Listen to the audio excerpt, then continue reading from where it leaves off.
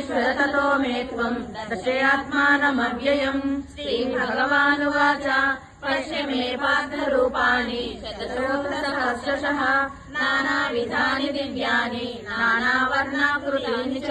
पश्यादित्यान् वसून् रुद्रान् अश्विनौ मरुतस्तथा बहून्यदृष्टपूर्वाणि पश्येन्द्रियाणि भारत।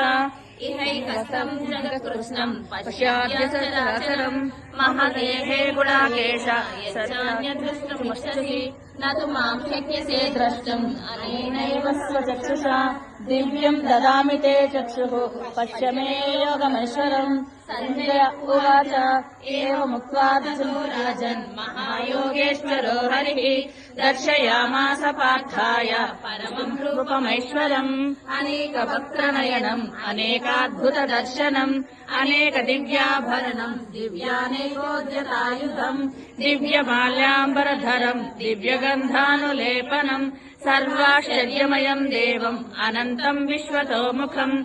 दिवि सूर्यसहस्रस्य भवेद्युगपदुत्थिता यदि भासदृशी सा स्यात् भासस्तस्य महात्मनः। तथैकस्थम् जगत्कृत्स्नम् प्रविभक्तमनेकधा अपश्य देवदेवस्य शरीरे पाण्डवस्तथा। ततः स विस्मयाविष्टः हृष्टरोमा धनञ्जयः प्रणम्य शिरसा देवम् कृताञ्जलिरभाषत।